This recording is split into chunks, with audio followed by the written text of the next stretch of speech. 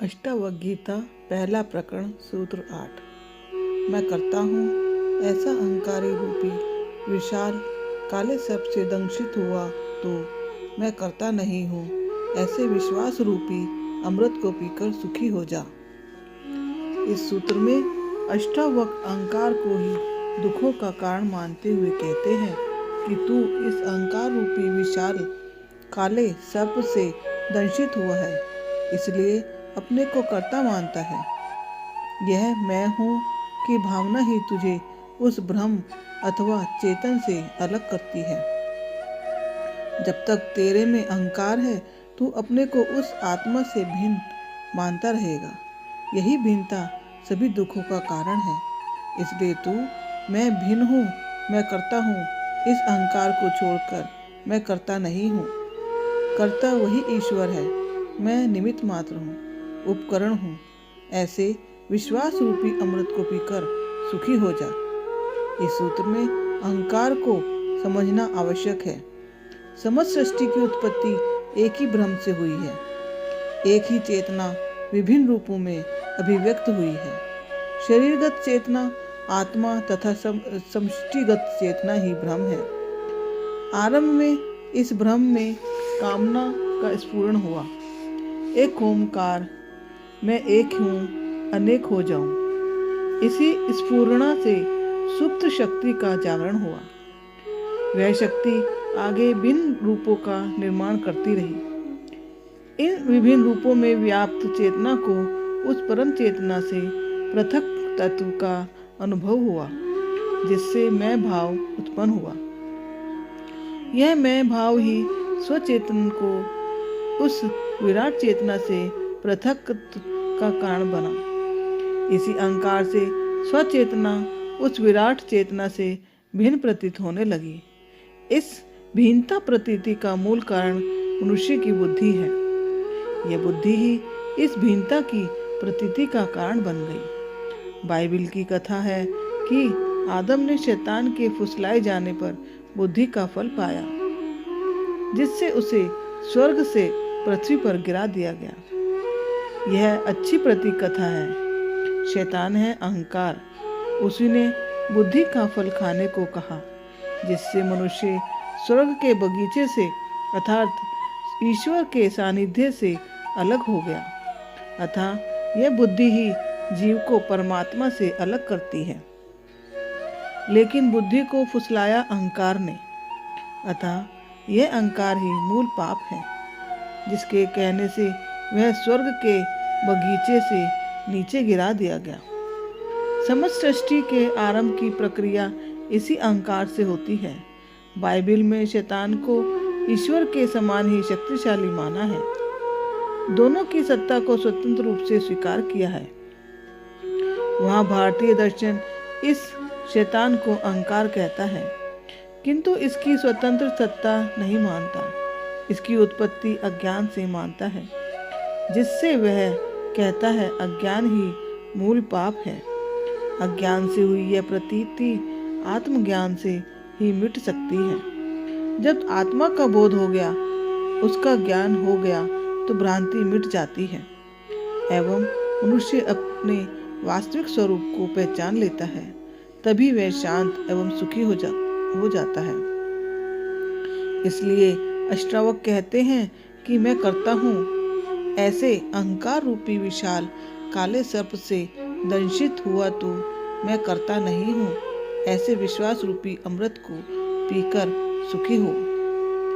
यह मैं अहंकार अनंत भीख मंगा है। इसे चाहे कितना भी भरो, यह खाली ही रहता है। सिकंदर जैसा विश्व विजेता भी कहता है, मैं खाली हाथ जा रहा हूँ। इस दुनिया का सारा खेल अहंकार का ही है। वह अपने को कुछ दिखाना चाहता है। मनुष्य की आवश्यकताएं बहुत कम हैं, जिन्हें आसानी से पूरा किया जा सकता है, किंतु उसके अधिकांश कार्य अहंकार तृप्ति के लिए ही होते हैं। यह अहंकार कठिन एवं असाध्य कार्य करने में रुचि लेता है। मेरे सिर के बल चलना, जैसे सिर के बल चलना, एक टांग पर खड़ा रहना, तप करना, नग्न रहना, लंबे उपवास करना, एवरेस्ट पे चढ़ना, लंबी समाधि लगाना, हठ योग करना आदि।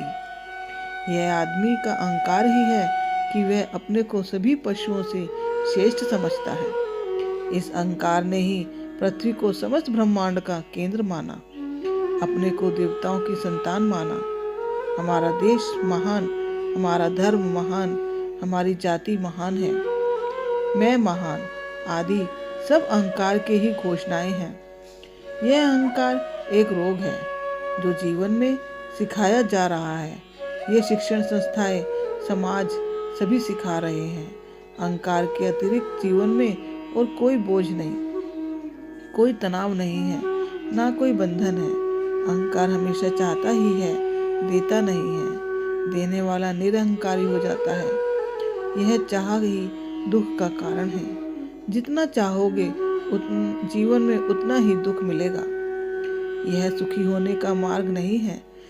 ईश्वर ने अपना बहुमूल्य ज्ञान मनुष्य को दे दिया, किंतु मनुष्य उससे संतुष्ट नहीं है। इसका एकमात्र इलाज धर्म है। जिस दिन अहंकार गिर गया, उस दिन वह कर्तापन भी गिर जाएगा।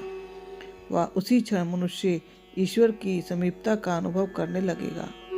अहंकार साहस व शौर्य दिखा सकता है, तपस्या कर सकता है, भूखा रह सकता है, एवरेस्ट पर चढ़ सकता है, राजनेता बन सकता है, किंतु वह समर्पित नहीं हो सकता, भक्त नहीं बन सकता। ऐसा व्यक्ति यदि कर्म योगी बन जाए तो अहंकार गिर सकता है। इस अहंकार की भी संसार के लिए तो उपयोगिता है, किंतु अध्यात्म से वह गिर जाता है, उसका नैतिक पतन हो जाता है।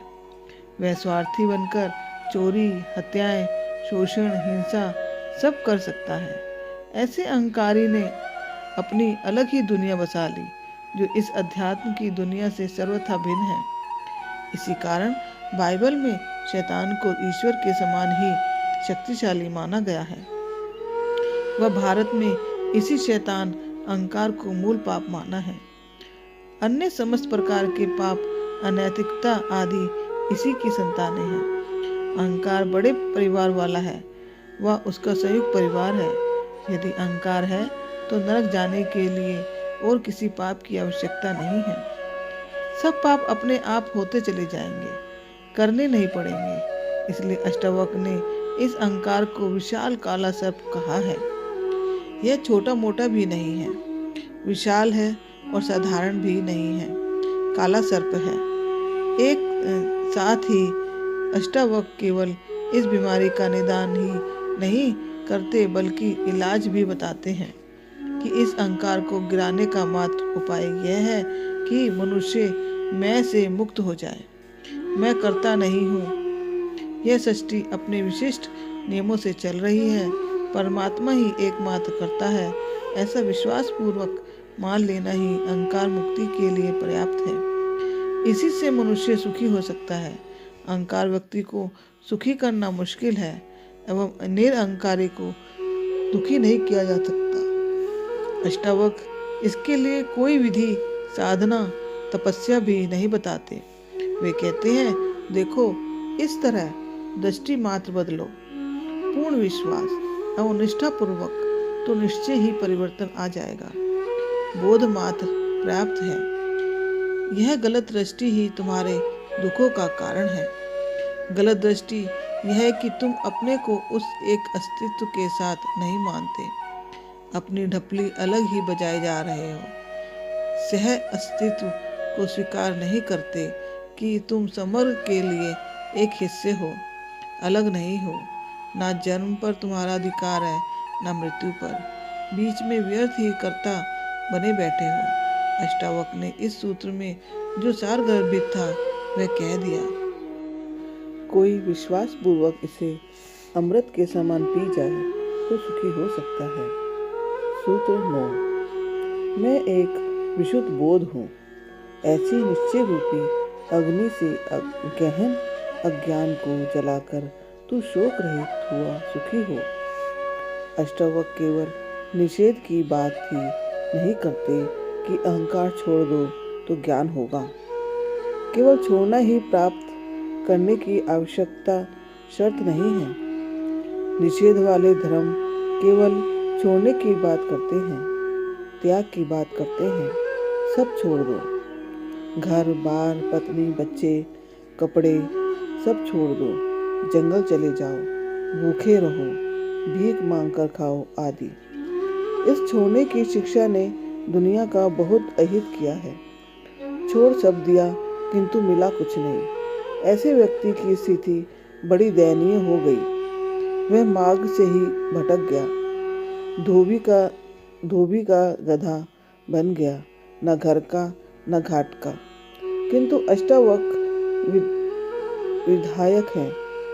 वे कहते हैं अहंकार मात्र छोड़ देने से, कर्तापन छोड़ देने से वह परम मिल ही जाए, यह आवश्यक नहीं है।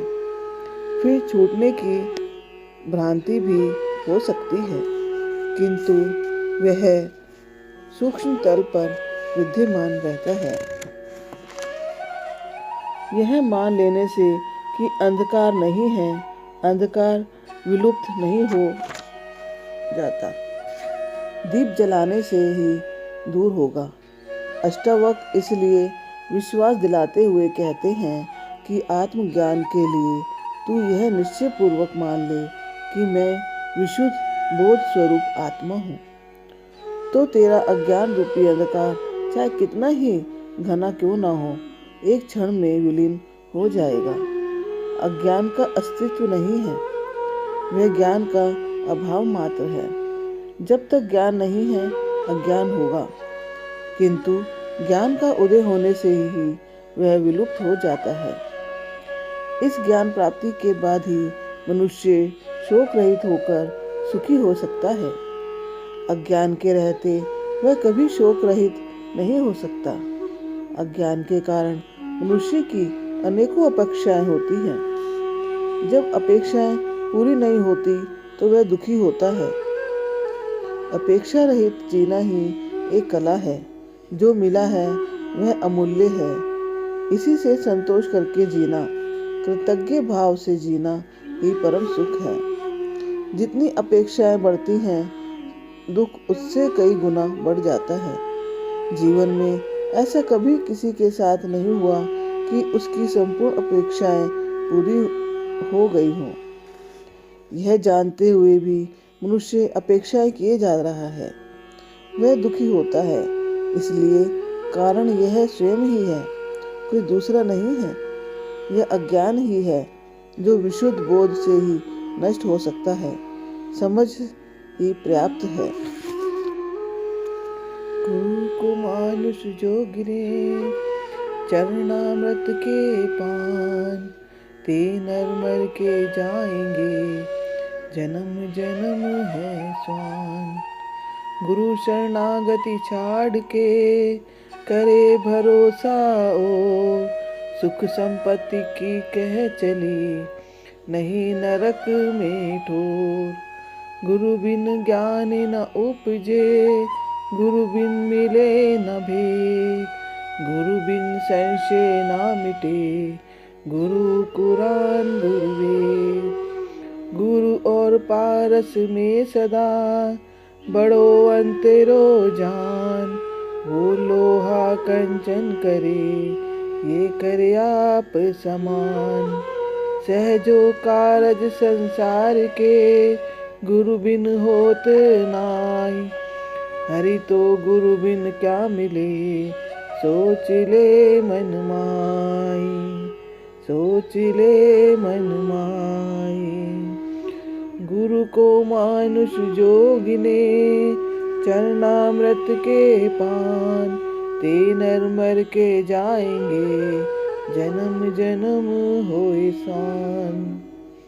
गुरु शरणागति छाड़ के करे भरोसा और, सुख संपत्ति की कह चली, नहीं नरक में ठोर। हरि ओम।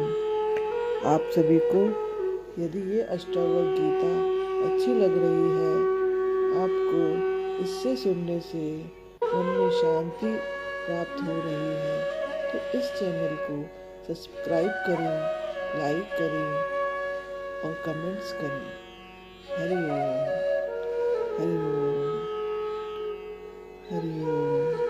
नमो नमो गुरु को नमो, नमो हजारों बार।